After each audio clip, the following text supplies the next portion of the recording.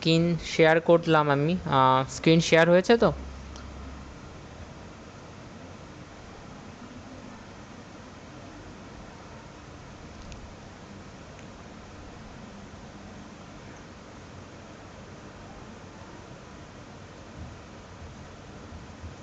Screen share হচ্ছে তো?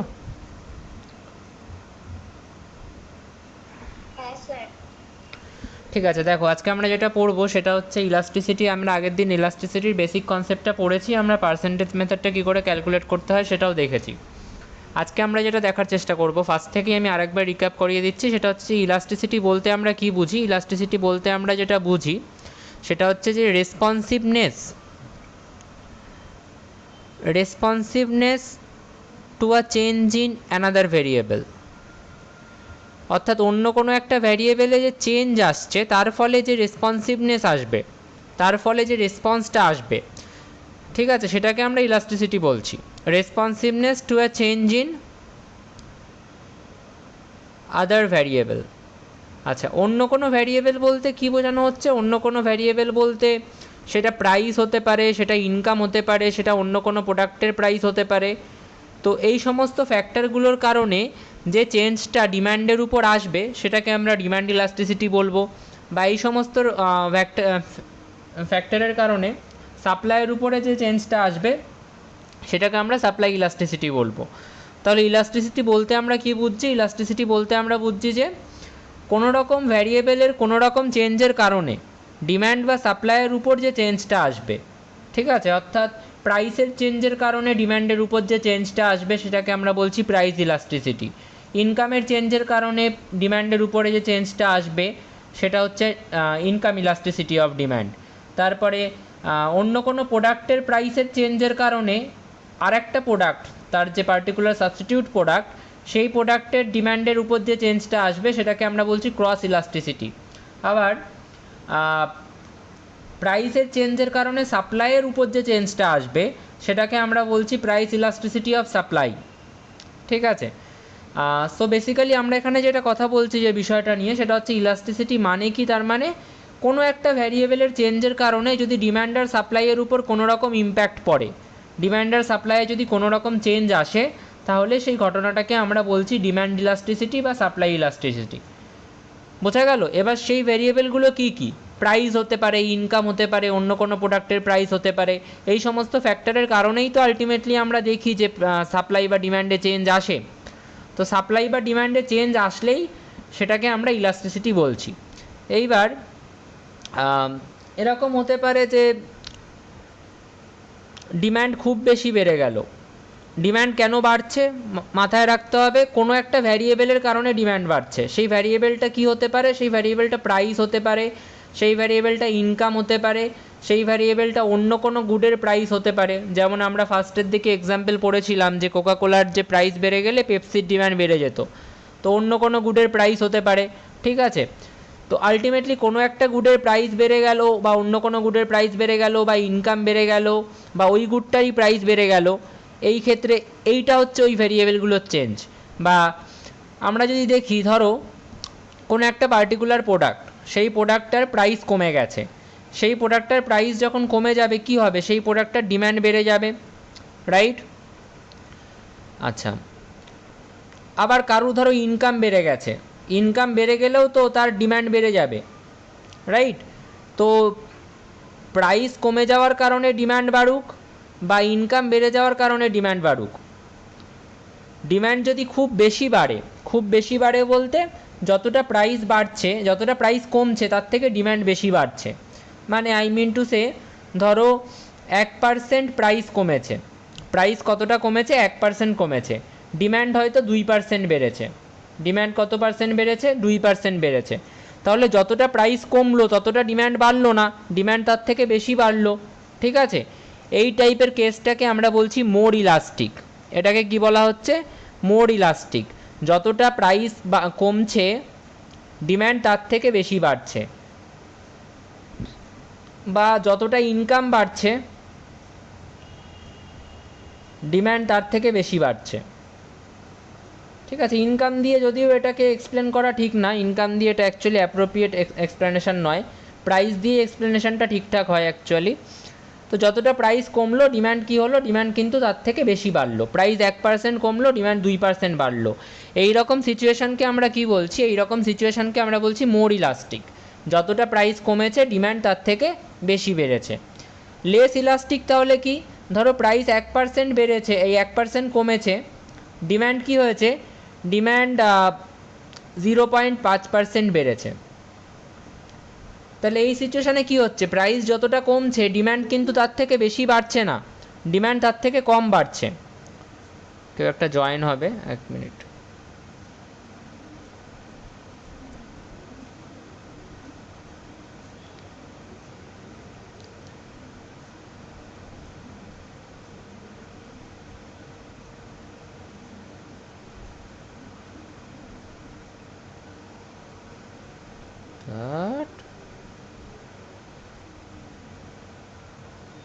তাহলে আমি এখানে কি বলতে চাইছি, আমি বলতে চাইছি যে মোর ইলাস্টিক মানে হচ্ছে প্রাইস যতটা কমলো ডিম্যান্ড তার থেকে বেশি বাড়লো। লেস ইলাস্টিক মানে কি, লেস ইলাস্টিক মানে হচ্ছে প্রাইস যতটা কমলো, প্রাইস ধরো 1% কমেছে, ডিম্যান্ড কিন্তু 0.5% বেড়েছে। অর্থাৎ প্রাইস যতটা কমলো ডিম্যান্ড কিন্তু তার থেকে কম বেড়েছে। 1% প্রাইস কমেছে, ডিম্যান্ড 0.5% বেড়েছে। তাহলে প্রাইস যতটা কমলো ডিম্যান্ড কিন্তু তার থেকে কম বাড়লো, ডিম্যান্ড বাড়লো কিন্তু তার থেকে কম বাড়লো। এই টাইপের সিচুয়েশানটাকে আমরা কি বলছি, লেস ইলাস্টিক। এখানেও কি হচ্ছে, এখানেও কিন্তু দেখো ডিম্যান্ড কমছে। কেন ডিম্যান্ড কমছে, প্রাইস ডিম্যান্ড বাড়ছে। কেন ডিম্যান্ড বাড়ছে, প্রাইস কমে যাওয়ার কারণে ডিম্যান্ড বাড়ছে। এইবার প্রাইস কমে যাওয়ার কারণে যে ডিম্যান্ডটা বাড়লো, কোনটা বেশি, ডিম্যান্ডের বেড়ে যাওয়াটা বেশি নাকি প্রাইসের কমে যাওয়াটা বেশি? অবভিয়াসলি প্রাইসের কমে যাওয়াটা এখানে বেশি। দেখো 1% প্রাইস কমেছে আর ডিম্যান্ড বেড়েছে মাত্র 0.5%, তো ডিম্যান্ড কিন্তু কম বাড়ছে। প্রাইস যতটা কমছে সেই তুলনায় ডিম্যান্ড কিন্তু কম বাড়ছে। এই টাইপের সিচুয়েশানটাকে আমরা বলছি লেস ইলাস্টিক। আর ইনইলাস্টিক মানে কি, ইনইলাস্টিক মানে হচ্ছে ডিম্যান্ড বাড়ুক বা কমুক যাই হোক, প্রাইসে কোনো রকম ইম্প্যাক্ট উল্টো বলছি আর একবার, দাঁড়াও রিপিট লেট মি। ইনইলাস্টিক মানে হচ্ছে যে প্রাইস বাড়ুক বা প্রাইস কমুক, ডিম্যান্ডে কোনো রকম ইম্প্যাক্ট আসবে না, ডিম্যান্ড সেম থাকবে, এটাকে আমরা বলছি ইনইলাস্টিক। আগের দিন আমি এর এক্সাম্পলগুলো দিয়েছি গ্রাফ এঁকে, আশা করি তোমাদের মনে আছে। এবার কনসেপ্ট যেটা, এখান থেকে কারোর কোনো কোয়েশ্চেন আছে মোর ইলাস্টিক, লেস ইলাস্টিক আর ইনইলাস্টিক বিষয়টা নিয়ে? আমি কিন্তু জিজ্ঞেস করব ক্লাসের লাস্টে, ঠিক আছে? কারোর কোনো কোয়েশ্চেন থাকলে এখন বলো।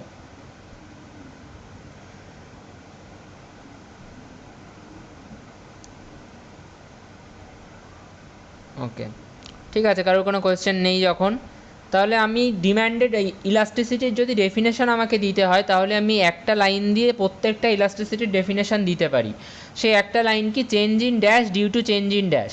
অর্থাৎ আমি যদি এখানে change in demand due to change in price লিখি তাহলে এটা কি হয়ে যাবে, এটাকে আমি বলবো price elasticity of demand, price elasticity of demand.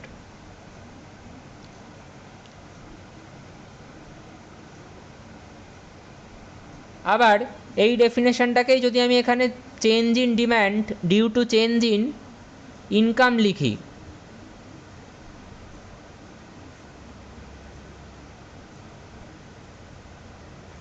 তাহলে এটা প্রাইস ইলাস্টিসিটি অফ ডিম্যান্ডটা না হয়ে তখন এটা হয়ে যাবে ইনকাম ইলাস্টিসিটি অফ ডিম্যান্ড।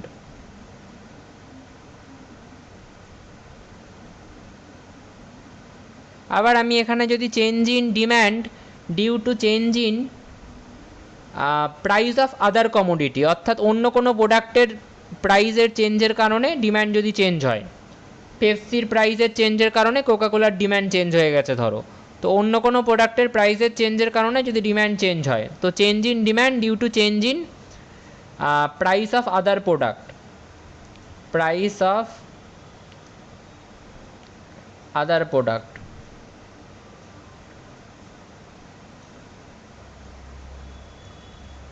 তখন এটা কি হয়ে যাবে, তখন এটাকে আমি কি বলবো, তখন এটাকে আমি বলবো হচ্ছে cross elasticity of demand. Cross elasticity মানে কি, ক্রস ইলাস্টিসিটি মানে হচ্ছে যে আমি একটুখানি এটাকে এক্সপ্লেন করছি। দুটো প্রোডাক্ট আছে, প্রোডাক্ট এক্স আর প্রোডাক্ট ওয়াই। এক্সেরও ডিম্যান্ড আছে, ওয়াইয়েরও ডিম্যান্ড আছে, দুটো প্রোডাক্টের প্রাইসও আছে, এক্সেরও প্রাইস আছে, ওয়াইয়েরও প্রাইস আছে। ঠিক আছে, এক্সের ডিম্যান্ড কিসের উপর ডিপেন্ড করছে? এক্সের ডিম্যান্ড কিন্তু এক্সের প্রাইসের উপর ডিপেন্ড করছে না, এক্সের ডিম্যান্ড কার প্রাইসের উপর ডিপেন্ড করছে? ওয়াইয়ের প্রাইসের উপর ডিপেন্ড করছে।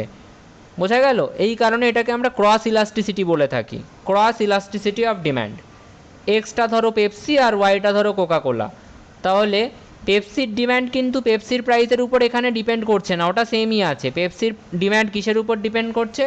কোকাকোলার প্রাইসের উপর ডিপেন্ড করছে, কারণ কোকাকোলার প্রাইসটা বেড়ে যাওয়ায় পেপসির ডিম্যান্ডটা কমে যাচ্ছে, বা কোকাকোলার প্রাইসটা কমে যাওয়ায় পেপসির ডিম্যান্ড বেড়ে যাচ্ছে। যাই হোক, সেটা not a point of discussion here. তাহলে আশা করি ক্রস ইলাস্টিসিটি ডিম্যান্ড আর প্রাইস ইলাস্টিসিটি অফ ডিম্যান্ড আর ইনকাম ইলাস্টিসিটি অফ ডিম্যান্ড বোঝা গেছে কোনটা আমরা কখন অ্যাপ্লাই করি।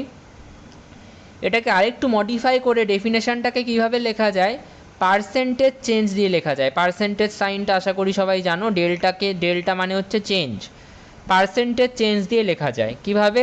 জাস্ট যেটা লিখেছি সেটাই পার্সেন্টেজ চেঞ্জ দিয়ে লিখব, অর্থাৎ percentage change in demand due to percentage change in price. এটাকে আমরা কি বলবো? কি ইলাস্টিসিটি বলবো? বলো রিয়া, বলো এটাকে কি ইলাস্টিসিটি বলবো? প্রাইস ইলাস্টিসিটি না ইনকাম ইলাস্টিসিটি না cross elasticity? Price elasticity.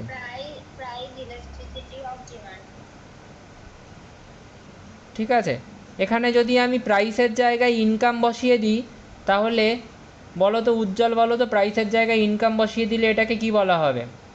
Price elasticity না ইনকাম ইলাস্টিসিটি?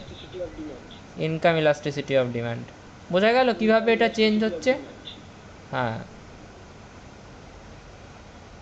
আচ্ছা অন্বেষ বলো, এটাকে যদি আমি percentage change in demand due to percentage change in price of other commodity করে দিই, প্রাইস অফ আদার কমোডিটি করে দিই, বা প্রাইস অফ আদার প্রোডাক্ট করে দিই, তখন এটা কি হয়ে যাবে? কি ডিম্যান্ড বলবো তখন? এটাকে কি ইলাস্টিসিটি অফ ডিম্যান্ড বলবো? Cross elasticity of demand.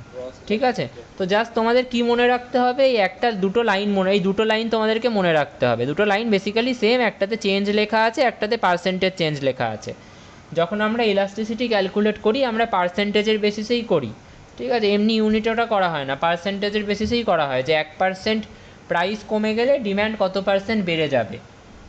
ঠিক আছে, সেটাকেই আমরা হচ্ছে আলটিমেটলি বলে থাকি প্রাইস ইলাস্টিসিটি অফ ডিম্যান্ড। বা 1% ইনকাম কমে গেলে ডিম্যান্ড কতটা কমে যাবে, বা 1% ইনকাম বেড়ে গেলে ডিম্যান্ড কতটা বেড়ে যাবে, সেটাকে আমরা পার্সেন্টেজের রেসপেক্টেই সবসময় ক্যালকুলেট করি। সে প্রাইস ইলাস্টিসিটি অফ ডিম্যান্ড হোক, ইনকাম ইলাস্টিসিটি অফ ডিম্যান্ড হোক, আমরা সবসময় পার্সেন্টেজের রেসপেক্টেই ক্যালকুলেট করি। তো শুধু চেঞ্জ না লিখে এটাকে আমরা পার্সেন্টেজ চেঞ্জ দিয়ে লিখব, আর বাকি এই দুটো জায়গা তোমাকে ফিল করতে হবে।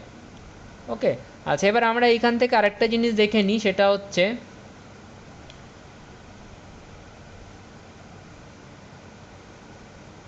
যদি আমি এখানে কোন জায়গা থেকে বলো, কোন জায়গাটা বুঝতে পারছো না?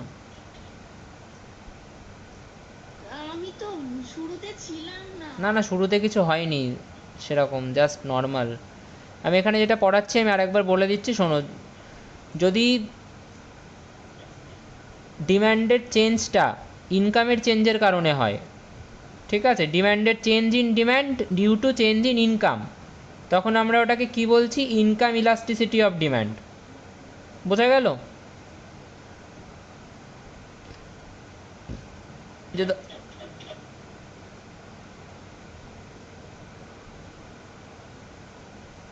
এটা বোঝা গেছে তো যেটুকু বললাম আমি? এই একটা লাইনে আগে বোঝো, তারপর বাকি দুটো লাইন বলে দিচ্ছি।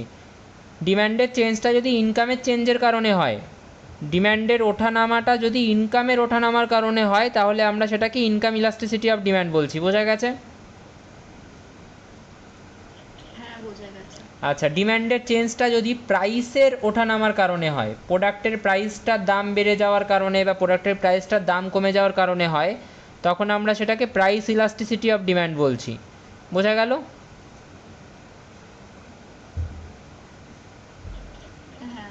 আর ডিম্যান্ডের চেঞ্জটা ধরো অন্য কোনো প্রোডাক্টের প্রাইস, অন্য কোনো প্রোডাক্টের প্রাইসের ওঠানামার কারণে হচ্ছে, ঠিক আছে। ডিফারেন্ট প্রোডাক্ট বলতে ধরো কোকাকোলার প্রাইস বেড়ে গেছে, তাই কোকাকোলার ডিম্যান্ডটা কমে গেল, পেপসির ডিম্যান্ডটা বেড়ে গেল। তো পেপসির ডিম্যান্ডটা কেন বাড়লো? কারণ কোকাকোলার দামটা বেড়েছে, তাই কোকাকোলার দামটা বেড়ে যাওয়ার কারণে পেপসির ডিম্যান্ডটা বাড়লো। তাহলে আলটিমেটলি কোকাকোলার ডিম্যান্ডটায় চেঞ্জ কেন আসলো? অন্য একটা প্রোডাক্টের প্রাইসের চেঞ্জের কারণে আসলো। এই রকম যদি হয়, অর্থাৎ কোনো প্রোডাক্টের ডিম্যান্ডে যদি চেঞ্জ আসে due to the change in different product price, অন্য কোনো প্রোডাক্টের প্রাইস, তাহলে সেটাকে আমরা বলছি ক্রস ইলাস্টিসিটি অফ ডিম্যান্ড। বোঝা গেল? হ্যাঁ। ওকে, জাস্ট এইটুকুই হয়েছে, তার বাইরে আর কিছু হয়নি।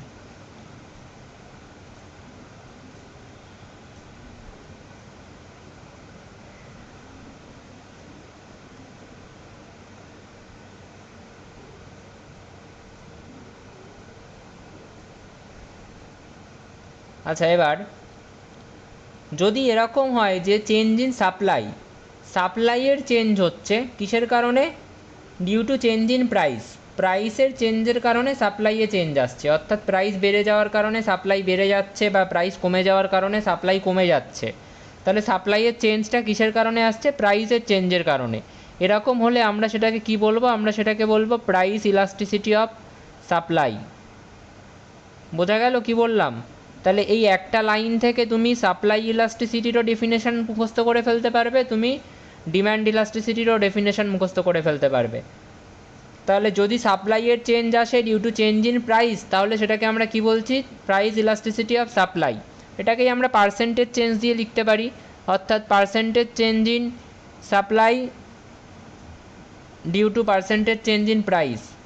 তখন সেটাকে কি বলা হবে? প্রাইস ইলাস্টিসিটি অফ সাপ্লাইয়ের ক্ষেত্রে মেনলি আমরা প্রাইসটাকেই ডিটারমিনেন্ট ধরে নিই, আমরা আর ওই সব মানে ইনকাম ইলাস্টিসিটি ফিটি ওগুলো ওরকম হয় না। Normal just price elasticity of সাপ্লাইটাকেই ক্যালকুলেট করা হয়। এই অবধি যা পড়িয়েছি বোঝা গেছে? Supply elasticity of demand, price elasticity of, আচ্ছা সাপ্লাই ইলাস্টিসিটি অফ ডিম্যান্ডের মধ্যে আমরা জাস্ট প্রাইস ইলাস্টিসিটি অফ সাপ্লাইটা দেখলাম, আর ডিম্যান্ড ইলাস্টিসিটির মধ্যে আমরা প্রাইস ইলাস্টিসিটি অফ ডিম্যান্ড দেখেছি, ইনকাম ইলাস্টিসিটি অফ ডিম্যান্ড দেখেছি, আর ক্রস ইলাস্টিসিটি অফ ডিম্যান্ড দেখেছি। বলো, কারোর কোনো ডাউট আছে এই অবধি?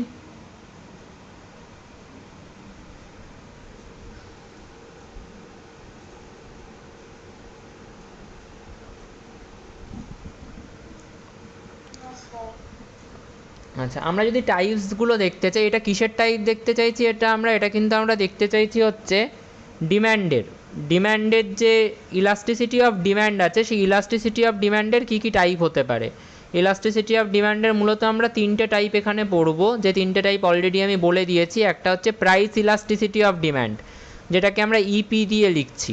আর একটা হচ্ছে ইনকাম ইলাস্টিসিটি অফ ডিম্যান্ড, যেটাকে আমরা লিখবো হচ্ছে ইওয়াই দিয়ে, অনেকে ইআই দিয়েও লেখে। ওকে, ইওয়াই দিয়ে লিখতে পারো, ইআই দিয়েও লিখতে পারো। আর একটা হচ্ছে ক্রস ইলাস্টিসিটি অফ ডিম্যান্ড, যেটাকে আমরা লিখবো ইসি দিয়ে। ওকে, এগুলো সব নোট আমি দিয়ে দেবো, ওখান থেকে পড়লে বুঝতে পারবে। প্রত্যেকটা ক্যালকুলেট করার জন্য একটা করে ফর্মুলা আছে। ফর্মুলাটা আমি এখন কি লেখাবো, দাঁড়াও দেখি নিচে কি কোথাও জায়গা আছে। ঠিক আছে, এখানে আমি ফর্মুলাগুলো লিখিয়ে দিচ্ছি।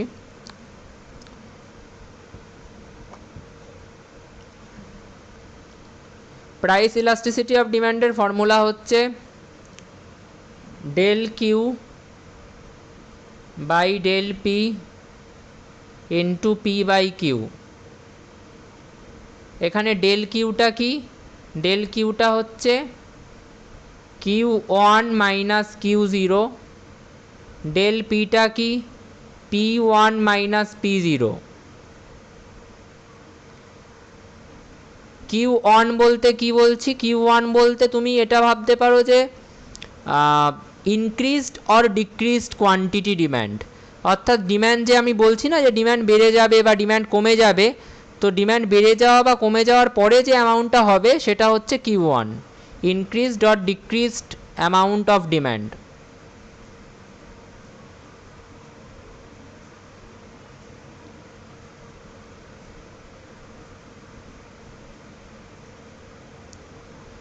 পি ওয়ানটা তাহলে কি, আচ্ছা কিউ জিরোটা কি বলে রাখি, কিউ জিরোটা হচ্ছে ইনিশিয়াল ডিম্যান্ড, ইনিশিয়ালি কত কোয়ান্টিটি ডিম্যান্ড করা হয়েছিল, ইনিশিয়াল ডিম্যান্ড।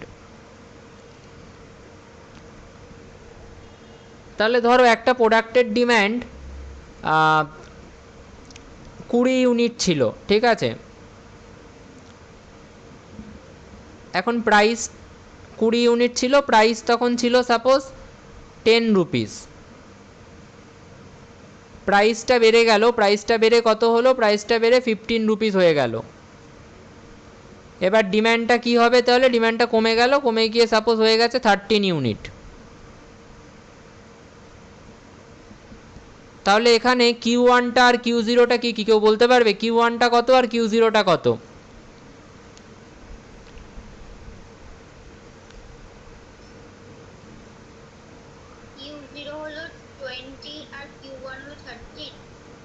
কিউ জিরো হলো 20, কিউ জিরো কেন 20, কারণ কিউ জিরো হচ্ছে ইনিশিয়াল ডিম্যান্ড, ইনিশিয়াল কত কোয়ান্টিটি ডিম্যান্ড করেছিল, ইনিশিয়াল 20 ইউনিট ডিম্যান্ড করা হয়েছিল, ইনিশিয়াল মানে প্রাথমিক, ঠিক আছে, তো প্রাথমিক বা প্রথমে কত ইউনিট ডিম্যান্ড করা হয়েছিল, 20 ইউনিট। আর কিউ ওয়ানটা কি, কিউ ওয়ানটা হচ্ছে ডিম্যান্ড বেড়ে যাওয়া বা কমে যাওয়ার পরে কত হলো, তাহলে কিউ ওয়ানটা কত হবে, 13 ইউনিট, বোঝা গেল? আচ্ছা তাহলে এখানে বলতে পারবে প্রাইসে পি ওয়ানটা কী হবে, পি ওয়ানটা কী হবে আর পি জিরোটা কী হবে?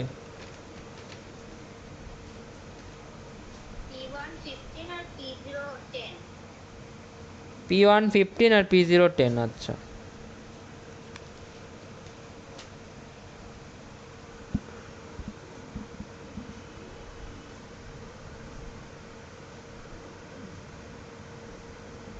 পি ওয়ান বলতে কি, প্রাইস বেড়ে যাওয়া বা কমে যাওয়ার পরে যেটা হবে সেটা হচ্ছে পি ওয়ান, আর প্রাইস ইনিশিয়ালি যেটা ছিল সেটা হচ্ছে পি জিরো, ঠিক আছে, তো আশা করি এই ব্যাপারটা নিয়ে খুব একটা ডাউট থাকার কথা না। আচ্ছা এইখানে এটা মাথায় রাখবে, এইটা কিন্তু পি জিরো, ঠিক আছে, এই ফর্মুলাটাকে আরেকটু যদি মডিফাই করে লিখি, এইটা কিন্তু পি জিরো আর এইটা হচ্ছে কিউ জিরো, ওকে। তাহলে এইখান থেকে কেউ আমাকে একটুখানি করে দেখাবে, বলবে কেউ ইলাস্টিসিটি অফ ডিম্যান্ড কত হবে, কেউ একটু করতে পারবে? আমি সবার থেকে একটা অ্যান্সার চাইছি, আশা করি সবার অ্যান্সার সেম আসবে, বাট সবাই অ্যাটলিস্ট একবার করো, তারপর আমি একবার করে দেবো, ঠিক আছে, সবাই একবার নিজে করো।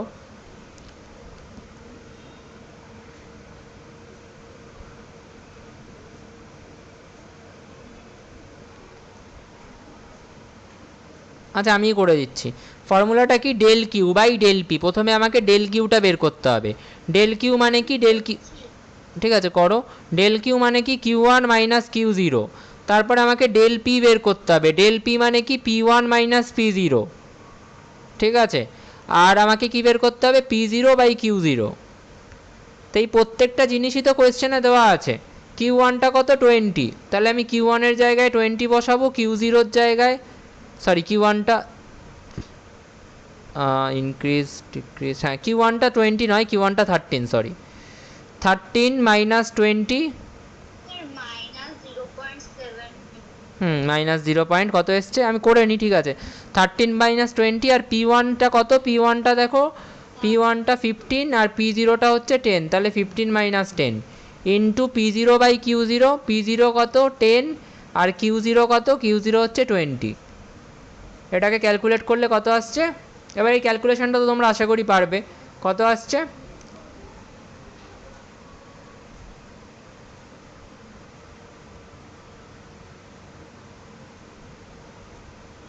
বলো কত আসছে, মাইনাস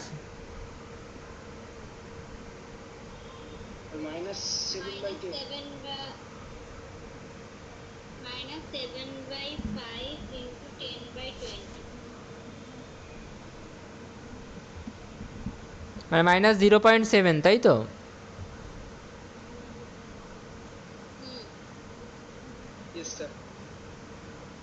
আচ্ছা আরেকটা জিনিস আমি যেটা এখানে মিস্টেক করে গেছি, প্রাইস ইলাস্টিসিটি অফ ডিম্যান্ড করো, ইনকাম ইলাস্টিসিটি অফ ডিম্যান্ড করো বা আদার গুডসে করো, এখানে একটা মাইনাস সাইন তোমাদেরকে দিতে হবে, ওটা থাকবে, ঠিক আছে, তো আলটিমেটলি ওই মাইনাসটা নিয়েই কিন্তু ক্যালকুলেশনটা হবে, যখনই তোমরা ক্যালকুলেট করবে মাইনাস সাইনটা কিন্তু থাকবে, ঠিক আছে, মানে ফর্মুলাটা লেখার সময় অ্যাটলিস্ট তোমাদেরকে মাইনাস সাইনটা দিয়ে তারপর লিখতে হবে, ওকে। এখানে তাহলে এটাকে কেউ ইন্টারপ্রেট করতে পারবে,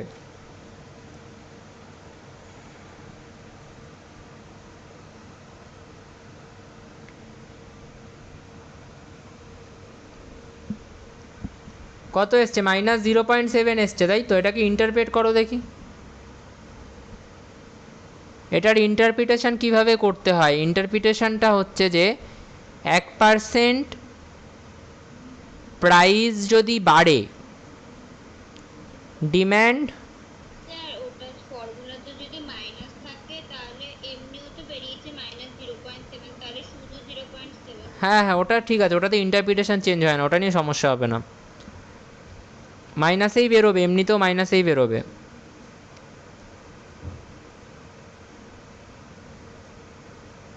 তাহলে 1% প্রাইস যদি বেড়ে যায়, ডিম্যান্ড 0.7% কমবে।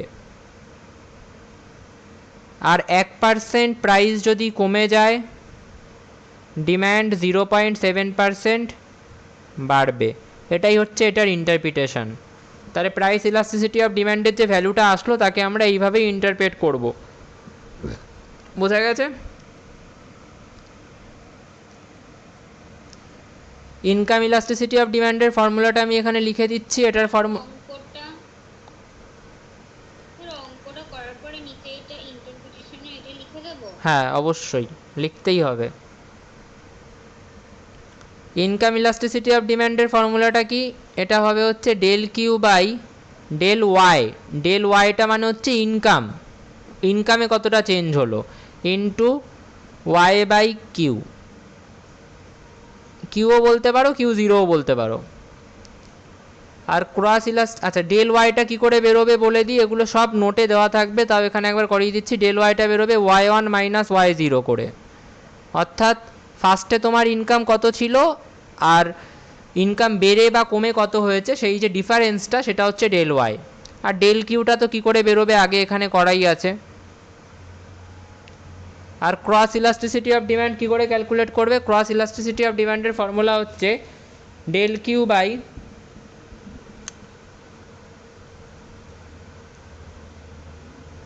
ডেল, এখানে প্রাইস অফ এক্স দিলাম আমি এটাকে, ঠিক আছে? এক্স কী বোঝাচ্ছে? যে কোয়ান্টিটির ডিম্যান্ড নিয়ে আমরা কাজ করছি সেই কোয়ান্টিটির প্রাইস নয়, অন্য একটা কোয়ান্টিটির প্রাইস বা অন্য একটা কমোডিটির প্রাইস।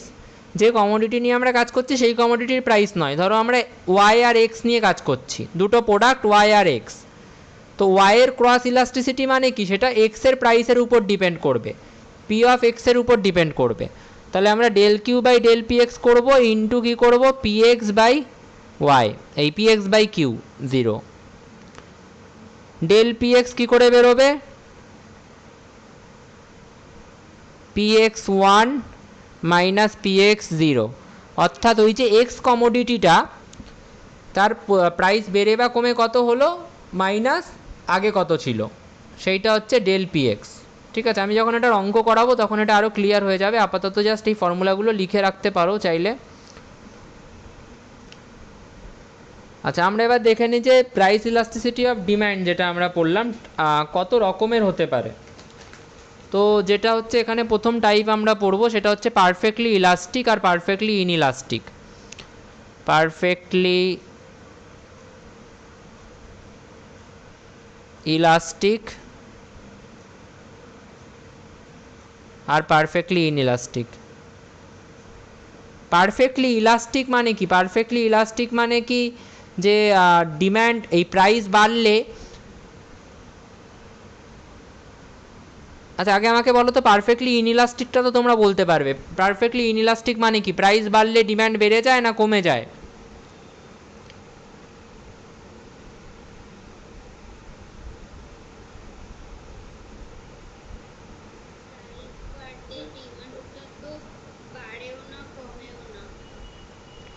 একদম। আর প্রাইস কমলে?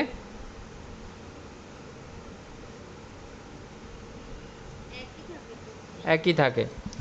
প্রাইস আর পারফেক্টলি ইলাস্টিক মানে জানো?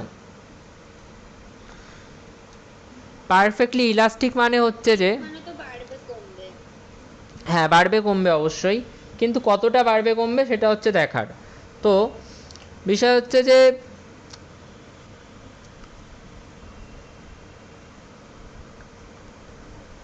ধরো প্রাইস ছিল হচ্ছে 100 টাকা হচ্ছে প্রাইস।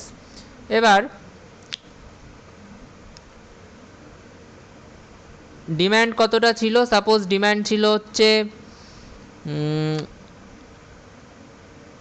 2 ইউনিট। প্রাইস যদি খুব সামান্যও বাড়ে, প্রাইস ধরো খুব সামান্য বেড়েছে, কতটা বেড়েছে, খুব অল্প, হয়তো 0.1 বেড়েছে, অর্থাৎ 100 পয়েন্ট ওটা 1 হয়েছে, প্রাইস এই সামান্যতম প্রাইসের ইনক্রিমেন্টেও ডিম্যান্ডটা কি হয়ে যাবে, ডিম্যান্ডটা 0 হয়ে যাবে। কি বললাম, বোঝা গেল?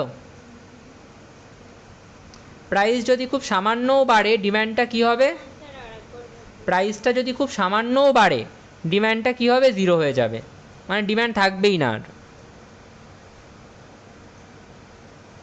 ধরো একটা প্রোডাক্ট আছে কোকা কোলা, 100 টাকায় 2টো ইউনিট পাওয়া যায়, ওটা যদি 100 টাকা 1 পয়সাও হয়ে যায় কেউ আর ওই প্রোডাক্টটা কিনবেই না, ওর ডিম্যান্ড 0 হয়ে যাবে। আমরা তো জানি প্রাইস বাড়লে ডিম্যান্ড কমে, কিন্তু এখানে প্রাইস বাড়লে ডিম্যান্ড খুব কমে যাচ্ছে, মানে 0 হয়ে যাচ্ছে। এটা ন্যাচারালি দেখা যায় না, তো মানে নর্মালি এটাকে ভাবতে যাও না, থিওরিটিক্যালি এটাকে একটু ভাবো যে প্রাইসটা বিন্দুমাত্র বেড়ে গেলেও ডিম্যান্ডটা 0 হয়ে যাচ্ছে, এটাকে আমরা বলছি পারফেক্টলি ইলাস্টিক ডিম্যান্ড। বোঝা গেল?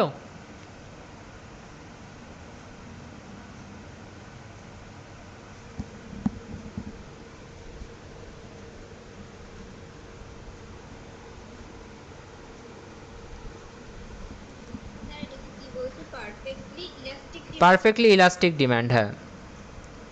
প্রাইস যদি সামান্যও বাড়ে ডিম্যান্ডটা কমে গিয়ে পুরো 0 হয়ে যাবে, মানে থাকবেই না, ওই প্রোডাক্টের আর কোনো ডিম্যান্ডই থাকবে না। ন্যাচারাল কেসে এরকম দেখতে পাওয়া খুব ডিফিকাল্ট, বাট এটা রয়েছে, ম্যাথামেটিক্যালি এটা পসিবল। আচ্ছা, আর একটা কী হতে পারে, প্রাইস ধরো খুব সামান্য কমলো, সামান্য কমলো বলতে ধরো 100 থেকে প্রাইসটা 101.1 হয়েছে, প্রাইস হয়তো 99.5 বা 99.9 হয়ে গেছে, 99 টাকা 9 পয়সা হয়ে গেছে, বা 99 টাকা 99 পয়সাই হয়েছে ধরো। ডিম্যান্ড কত হয়ে যাবে, ডিম্যান্ড ইনফিনিটি হয়ে যাবে, মানে খুব বেশি ডিম্যান্ড হয়ে যাবে, ডিম্যান্ড এত বেশি হয়ে যাবে যে আমরা ক্যালকুলেটও করতে পারবো না। তাহলে দুটো কেস হতে পারে, একটা প্রাইস বেড়ে যাওয়ায় ডিম্যান্ড 0 হয়ে যাবে, প্রাইস অল্প একটু বাড়লেও ডিম্যান্ড 0 হয়ে যাবে, আর প্রাইস অল্প একটু কমলেও, খুব সামান্য কমলেও ডিম্যান্ডটা ইনফিনিটি হয়ে যাবে। এইটাকে আমরা কি বলছি, এইটাকে আমরা বলছি পারফেক্টলি ইলাস্টিক ডিম্যান্ড।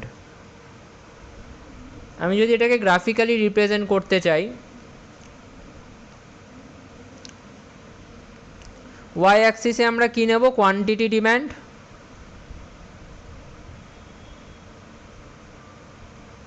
আর এক্স অ্যাক্সিসে আমরা নেব হচ্ছে প্রাইস। ধরো এইটা হচ্ছে কোয়ান্টিটি ডিম্যান্ডে, ধরো এটা হচ্ছে 2,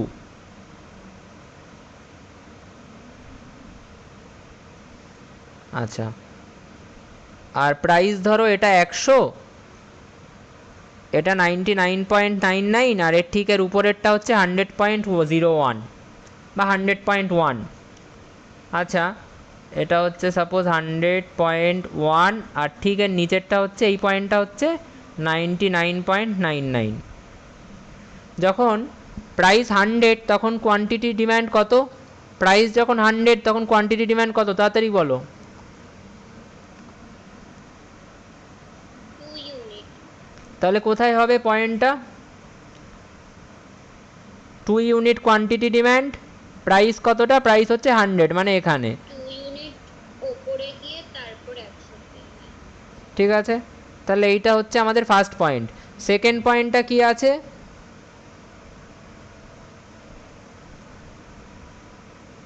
0 তে, মানে একদম ওয়াই অ্যাক্সিসে। 0 তে, আর প্রাইস কত, প্রাইস হচ্ছে যখন 100.1 তখন 0 তে এসে ঠেকেছে, মানে এরকম একটা জায়গায়, রাইট?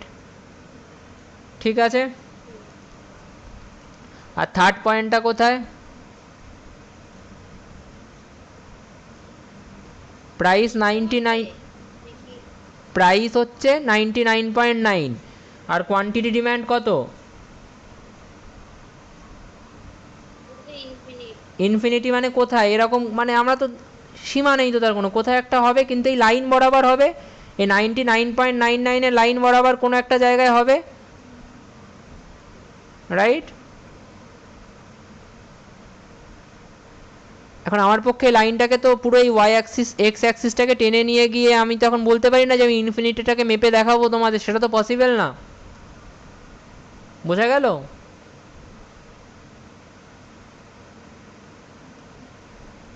ইনফিনিটিটাকে কি আমি এখন মেপে দেখাতে পারবো? আমি জাস্ট একটা অ্যাপ্রক্সিমেশন নিচ্ছি এখানে, ঠিক আছে?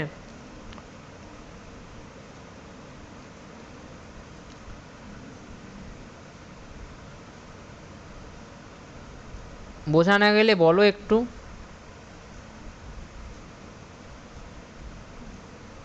তাহলে থার্ড পয়েন্টটা কোথায়? থার্ড পয়েন্টটা হচ্ছে 99.9 কমা ইনফিনিটি। 99.9 মানে কোথায়? এইটা।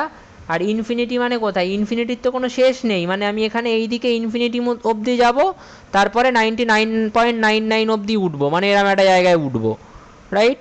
তো সেই জিনিসটাই আমি এই অ্যাক্সিসের মধ্যেই করে দিয়েছি, যাতে আমাকে এই অবধি যেতে না হয়। ইনফিনিটি অবধি যাওয়া তো পসিবল না, তো আমি জাস্ট দেখানোর জন্য একটা ওরকম জায়গায় নিয়ে নিলাম এটাকে।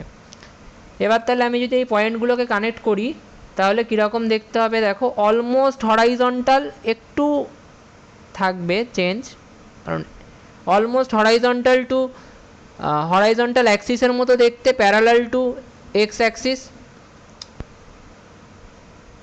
বোঝা গেল? Parallel to X axis. আচ্ছা,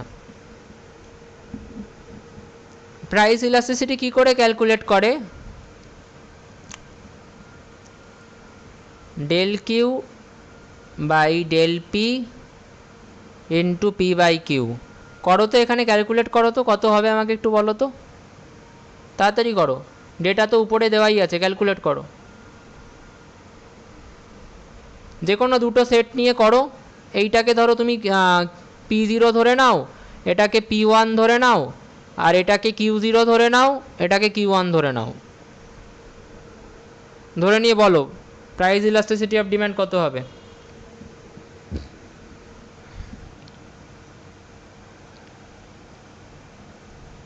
ডেল কিউ কী করে ক্যালকুলেট করবো? Q1 minus Q0।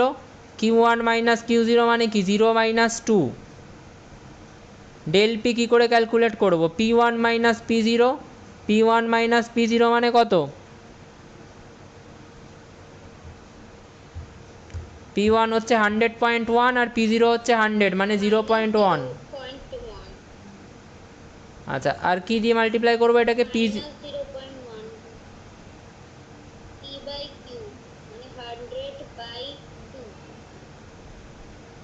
কত হচ্ছে তাহলে?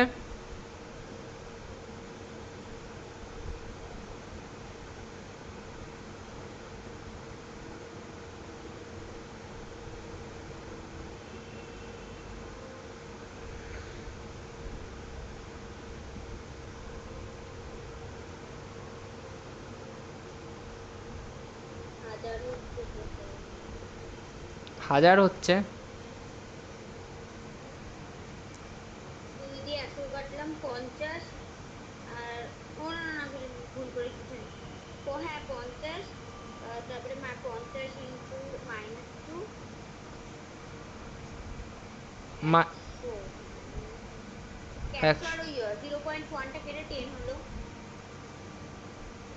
হ্যাঁ, হাজার, তাই তো?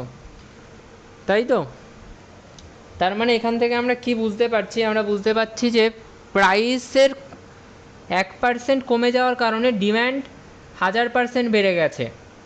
বোঝা গেল? প্রাইসের 1% কমে যাওয়ার কারণে ডিম্যান্ড কত পার্সেন্ট বেড়ে গেছে? 1000%, রাইট?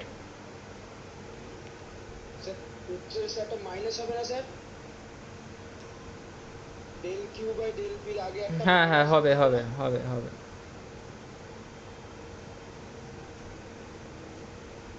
ঠিক আছে, প্রাইসের 1% কমে যাওয়ার কারণে ডিম্যান্ড কত পার্সেন্ট বেড়ে গেল? ডিম্যান্ড 1000% বেড়ে গেল।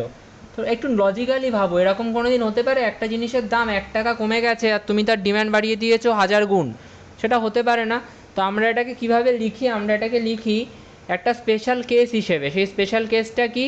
সেই স্পেশাল কেসটা হচ্ছে, আমরা এটাকে লিখি যে EP equals to infinity. EP equals to infinity, অর্থাৎ প্রাইস ইলাস্টিসিটি অফ ডিম্যান্ডটা যখন ইনফিনিটির সমান হয়ে যায় তখন আলটিমেটলি ওটাকে আমরা কি বলি, ওটাকে আমরা বলি perfectly elastic demand. Perfectly elastic demand. কখন আমরা ওটাকে পারফেক্টলি ইলাস্টিক ডিম্যান্ড বলছি, যখন প্রাইস ইলাস্টিসিটি অফ ডিম্যান্ডটা ইনফিনিটির সমান হয়ে যায়। এবার এখানে ইনফিনিটির সমান হয়তো আমি তোমাদেরকে ম্যাথামেটিক্যালি দেখাতে পারলাম না, কিন্তু হাজারটা একটা যোগ না, মানে হাজার একটা লজিক্যাল কোনো কথা না। যেটা 1000 বেরিয়েছে তার মানে ওটা খুব বেশি, অলরেডি ওটা খুব বেশি, ঠিক আছে। ইনফিনিটি মানে এরকম না যে ম্যাথামেটিক্যালি ওটা ইনফিনিটি বেরোবে। ইনফিনিটি মানে হচ্ছে, এটা বোঝানোর জন্য বলা হয় যে যতটা প্রাইস কমছে তার তুলনায় ডিম্যান্ড অনেক অনেক অনেক গুণ বাড়ছে। সেই কথাটাকে লজিক্যালি বলার জন্য আমরা এই ইনফিনিটিটাকে ইউজ করি অ্যাজ আ সিম্বল, যে প্রাইস ইলাস্টিসিটি অফ ডিম্যান্ডটা যখন ইনফিনিটি, তখন তার মানে আলটিমেটলি ওটাকে পারফেক্টলি ইলাস্টিক ডিম্যান্ড বলা হয়ে থাকে। প্রাইস অল্প একটু কমলেও ডিম্যান্ড খুব বেড়ে যায়, বা প্রাইস অল্প একটু বাড়লেও ডিম্যান্ড খুব কমে যায়। বোঝা গেল?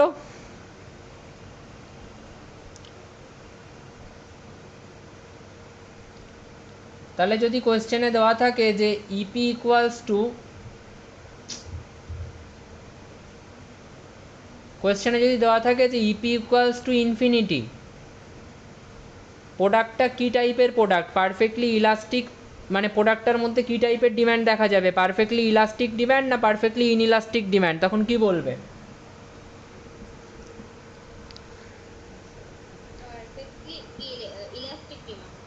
আচ্ছা, এবার পারফেক্টলি ইনইলাস্টিক ডিম্যান্ডটা দেখো। পারফেক্টলি ইনইলাস্টিক ডিম্যান্ডটায় আমরা কি করছি, পারফেক্টলি ইনইলাস্টিক ডিম্যান্ডটাই হচ্ছে প্রাইস ধরো 2 unit, quantity demand 5 unit. Price বেড়ে 4 ইউনিট হয়ে গেল, কোয়ান্টিটি ডিম্যান্ড 5 ইউনিটই থাকবে। প্রাইস কমে গিয়ে 1 ইউনিট হয়ে গেল, কোয়ান্টিটি ডিম্যান্ডও 5 ইউনিটই থাকবে। মেডিসিনের ক্ষেত্রে এটা অনেক ক্ষেত্রে অ্যাপ্লাই করা যেতে পারে। কোকটা এখানে আমি জাস্ট ইয়ার্কির জন্য লিখে রেখেছি, কারণ মানে প্র্যাকটিক্যালি এরকম কোনো এক্সাম্পল আমি খুঁজে পাইনি যেখানে এরকম ডিম্যান্ড দেখা যায় প্রাইসের কমে যাওয়া বা বেড়ে যাওয়ায়। তো আমি কোকটা ওখানে ইয়ার্কির জন্য লিখে রেখেছিলাম। বাট মেডিসিনটা প্র্যাকটিক্যাল এক্সাম্পল, যে প্রাইস কমুক বা বাড়ুক ডিম্যান্ডে খুব একটা চেঞ্জ আসে না। এইবার এটাকে গ্রাফিক্যালি প্লট করলে কীরকম দেখতে হবে জানো? এটাকে যদি আমরা গ্রাফিক্যালি প্লট করি, এই অ্যাক্সিসে আমরা কোয়ান্টিটি ডিম্যান্ডটাকে নিচ্ছি আর এই অ্যাক্সিসে আমরা প্রাইসটাকে নিচ্ছি। প্রাইসটা যখন কোয়ান্টিটি ডিম্যান্ড 5 ইউনিট, প্রাইস 2, 5,2, 5,4 আর 5,1 প্লট করো। 5,2 কোথায় হবে? এটা ধরো 1, এটা ধরো 2, এটা 3, এটা 4, এটা 5। 5,2 কোথায় হবে? এটা 1, 2, 3, 4, 5। 5,2 হবে হচ্ছে এখানে। 5,4 কোথায় হবে? এখানে। আর 5,1 কোথায় হবে? এখানে। তাহলে আলটিমেটলি আমরা কীরকম দেখতে পেলাম? আমরা একটা ভার্টিক্যাল কার্ভ দেখতে পাচ্ছি। এটা কিন্তু স্ট্রেট লাইন হবে, ঠিক আছে, কারণ আমরা এখানে লিনিয়ার ডিম্যান্ড ফাংশন নিয়ে কাজ করছি, তো স্ট্রেট লাইনই হবে। তো আমরা এখানে কীরকম কার্ভ দেখতে পাচ্ছি? একটা ভার্টিক্যাল লাইন দেখতে পাচ্ছি, একটা parallel to Y axis, parallel to Y Axis.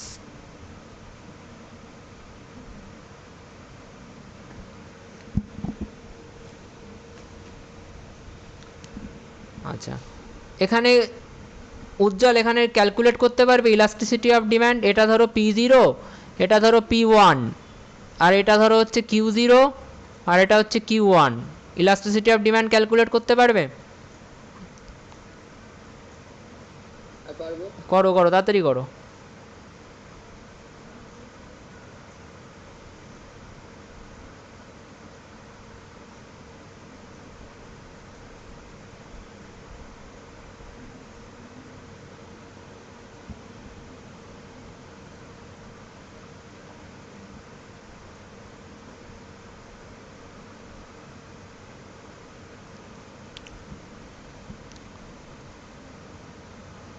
প্রথমে কি করব? Q1 মাইনাস Q0 করব। Q1 কত?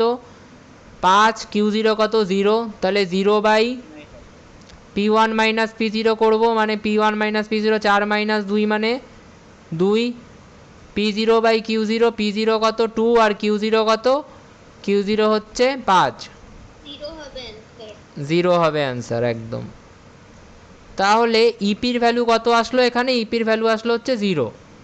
তাহলে যখন আমরা ইনকাম ইনইলাস্টিক ডিম্যান্ডের কথা বলছি তখন প্রাইস ইলাস্টিসিটি অফ ডিম্যান্ডের ভ্যালু কি হয়ে যাবে? 0। তাহলে এরকম কোনো প্রোডাক্ট যার প্রাইস বাড়লে বা প্রাইস কমলে ডিম্যান্ডের কোনো ওঠানামা আসে না, সেই টাইপের প্রোডাক্টের ক্ষেত্রে প্রাইস ইলাস্টিসিটি অফ ডিম্যান্ড কত হয়? 0। তাহলে তোমাকে যদি এরকম কোয়েশ্চেনে এবার দিয়ে দেয় যে ইপি ইকুয়ালস টু 0, এটা কী টাইপের প্রোডাক্ট? প্রাইস ইলাস্টিক প্রোডাক্ট না প্রাইস ইনইলাস্টিক প্রোডাক্ট? মানে এর ডিম্যান্ডটা কী টাইপের, প্রাইস ইলাস্টিক না প্রাইস ইনইলাস্টিক? Price inelastic. ঠিক আছে, তো এমনি এমনি বলে দিলাম যে প্রাইস বাড়লে ডিম্যান্ড কমে না বা প্রাইস কমলে ডিম্যান্ড বাড়ে না, কিন্তু আমাকে তো সেটা ম্যাথামেটিক্যালিও দেখাতে হবে, না হলে কিন্তু কোনো কাজ নেই। ম্যাথামেটিক্যালি যতক্ষণ না আমি জিনিসটাকে দেখাচ্ছি ততক্ষণ কিন্তু হবে না। ওকে, তো এটা প্রাইস ইলাস্টিক হলো। আর যদি ইনফিনিটি থাকতো তখন আমরা ওটাকে কী বলতাম? প্রাইস ইনইলাস্টিক বলতাম, এই প্রাইস ইলাস্টিক বলতাম।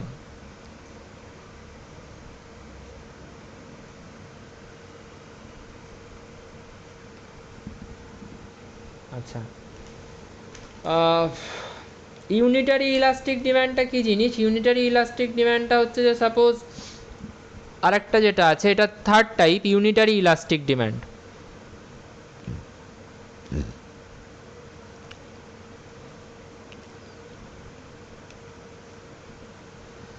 আমি আগে অঙ্ক করে দিই, তারপরে বুঝিয়ে দিচ্ছি। ঠিক আছে, ধরো প্রাইস আর এখানে ডিম্যান্ড। প্রাইস ধরো প্রথমে 100 টাকা ছিল, ডিম্যান্ডও 100 ইউনিটেরই ছিল। প্রাইস কি হলো? প্রাইস কমে গিয়ে 90 টাকা হয়ে গেল, ডিম্যান্ড বেড়ে গিয়ে 110 টাকা হয়ে গেল। ঠিক আছে, এইবার তোমরা price elasticity of demand calculate করো তো, কত হবে বলো তো? এটা হচ্ছে আমার P0, এটা হচ্ছে আমার P1, এটা হচ্ছে Q0, এটা হচ্ছে Q1। কত হবে? Q1 মাইনাস Q0 মানে 10, P1 মাইনাস P0 মানে 10, মানে মাইনাস 10 অ্যাকচুয়ালি, এখানে একটা মাইনাসও রয়েছে। আর ইনটু আবার P0 হচ্ছে 100, আর P1 হচ্ছে কত? এই সরি, Q0 কত? Q0 100। কত হচ্ছে তাহলে ভ্যালুটা? সবকটাই তো কেটে যাচ্ছে, 1 হচ্ছে তাহলে -1। এইখানে মাইনাসটা ফর্মুলায় যেহেতু মাইনাস রয়েছে, অ্যাকচুয়ালি এই মাইনাসের কনফিউশনটা আসবে না কিছুদিন পর থেকেই, কেননা তখন তোমরা ডিমান্ড ফাংশন নিয়ে যখন অঙ্ক করবে তখন দেখবে এমনি মাইনাসটা অন্যরকম ভাবে অ্যাডজাস্ট হচ্ছে, এইভাবে অ্যাডজাস্ট হচ্ছে না। ওটা নিয়ে সমস্যা নেই, এখন চিন্তা নেই ওটা নিয়ে। তাহলে ইউনিটারি ইলাস্টিক ডিমান্ডে আমরা কী দেখছি? আচ্ছা, এবার আমরা এই পয়েন্টগুলোকে প্লট করার চেষ্টা করি, দেখে কীরকম দেখতে হয় জিনিসটা। এটা হচ্ছে কোয়ান্টিটি ডিম্যান্ড আর এটা হচ্ছে প্রাইস। প্রথম পয়েন্টটা কোথায় হবে? প্রথম পয়েন্টটা হচ্ছে 100,100। 100,100 কোথায় হবে? ধরো এইটা 100, এটা 110, আর এটা হচ্ছে 100, এটা 110, এটা হচ্ছে 90, আর এটা হচ্ছে 90। প্রথম পয়েন্টটা কত হবে? 100,100। 100,100 কোথায়? এরকম একটা জায়গায়। তার পরের পয়েন্টটা কোথায়? তার পয়েন্ট হচ্ছে 110,90। 110,90 কোথায়? 110 এখানে আর 90 এখানে। ঠিক আছে, বোঝা গেল? তাহলে কীরকম দেখতে হবে বলো তো?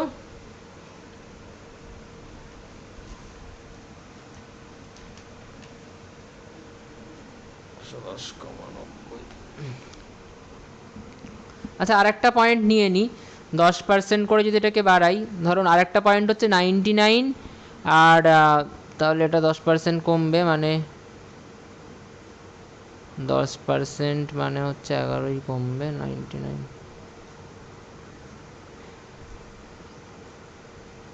না দাঁড়াও, 10% বাড়ালে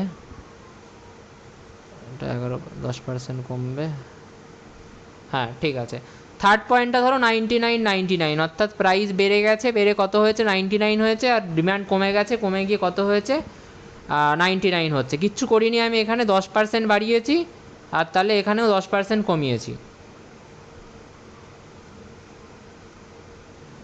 ওকে, তো 99,99টা কোথায় হবে? এই পয়েন্টটা, এই 99টা এখানে, আর এই 99টা কোথায় হবে? এরকম একটা জায়গায়, রাইট?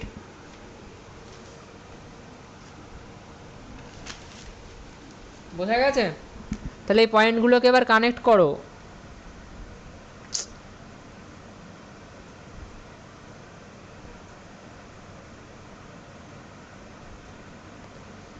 এর স্লোপ কোন দিকে? নিচের দিকে না উপরের দিকে? Downward sloping. ঠিক আছে, আচ্ছা, নিচের দিকে স্লোপ, ডাউনওয়ার্ড স্লোপিং। আর এখানে প্রাইস ইলাস্টিসিটি অফ ডিমান্ডের ভ্যালু কত হলো? অন্যে সেখানে বলো তো প্রাইস ইলাস্টিসিটি অফ ডিমান্ডের ভ্যালু কত হলো, কত বেরিয়েছে?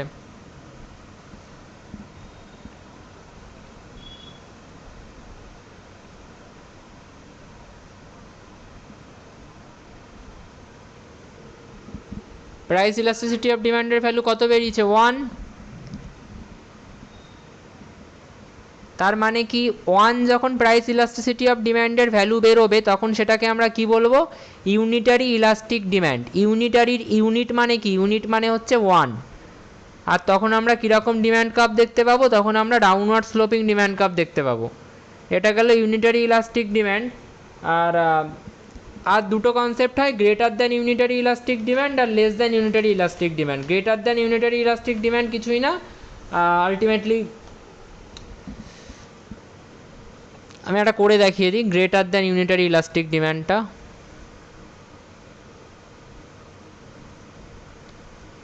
গ্রেটার দ্যান ইউনিটারি মানে কি? মানে হচ্ছে ইউনিটের থেকে বেশি হবে। ইউনিট মানে কত? ইউনিট মানে 1, তাহলে 1-এর থেকে ডিমান্ডটা বেশি হবে, ইলাস্টিসিটি অফ ডিমান্ডটা 1-এর থেকে বেশি হবে। ঠিক আছে, তার কি এক্সাম্পল দেওয়া যেতে পারে? ধরো কোয়ান্টিটি ডিমান্ড আর প্রাইস। প্রাইস ধরো 100 থেকে বেড়ে হয়েছে, আচ্ছা প্রাইস 100, ডিমান্ড ছিল 100, প্রাইস ধরো বেড়ে হয়েছে 120, ডিমান্ড হয়তো 60 হয়ে গেছে। আবার ধরো প্রাইস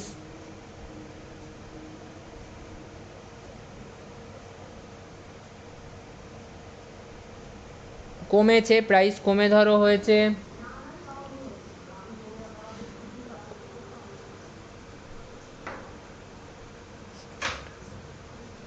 108 হয়েছে প্রাইস কমে। আর ডিমান্ড ধরো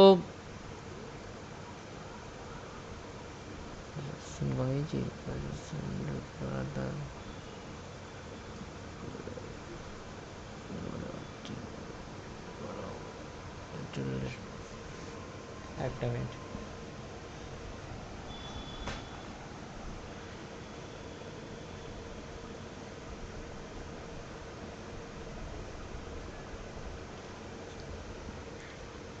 ডিমান্ড হয়তো বেড়ে হলো 84। আচ্ছা, এই ক্ষেত্রে এবার প্রাইস ইলাস্টিসিটি অফ ডিমান্ডটা যদি আমি ক্যালকুলেট করি, আমি ধরো এই দুটো পয়েন্টকে নিচ্ছি। এই পয়েন্টটা হচ্ছে আমার P0, এই পয়েন্টটা হচ্ছে আমার P1, এই পয়েন্টটা হচ্ছে আমার Q0, আর এই পয়েন্টটা হচ্ছে Q1। ঠিক আছে, তাহলে আমি যদি ডিমান্ড ইলাস্টিসিটি ক্যালকুলেট করতে যাই, price elasticity of demand calculate করতে চাই, কীভাবে বেরোবো, কীভাবে বের করবে?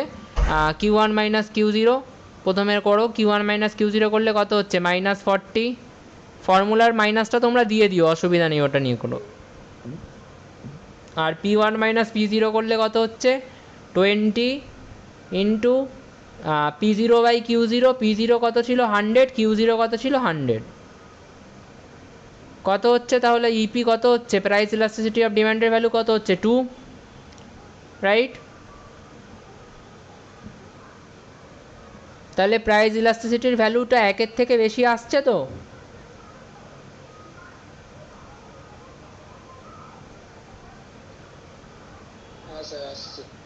এটাকে আমরা কি বলছি? এটাকে আমরা বলছি greater than unitary elastic demand.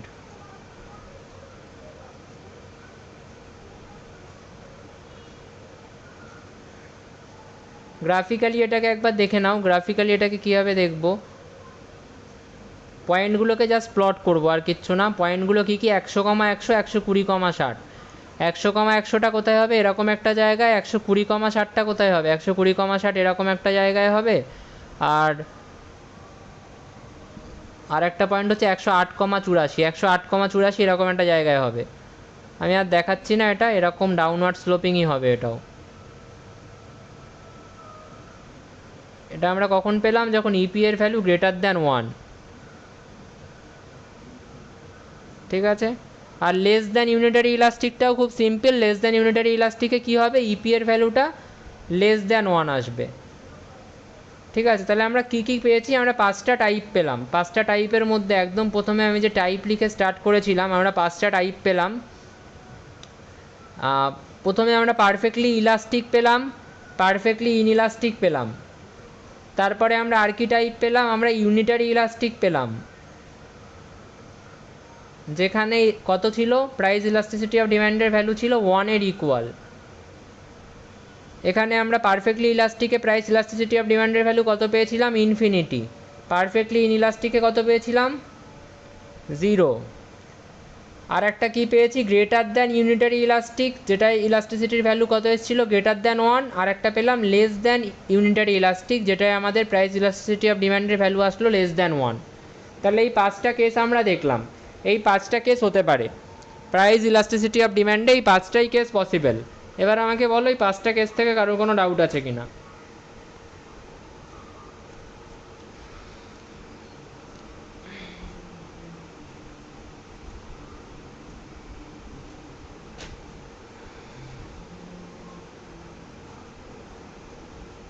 সবাই বুঝতে পেরেছো তো?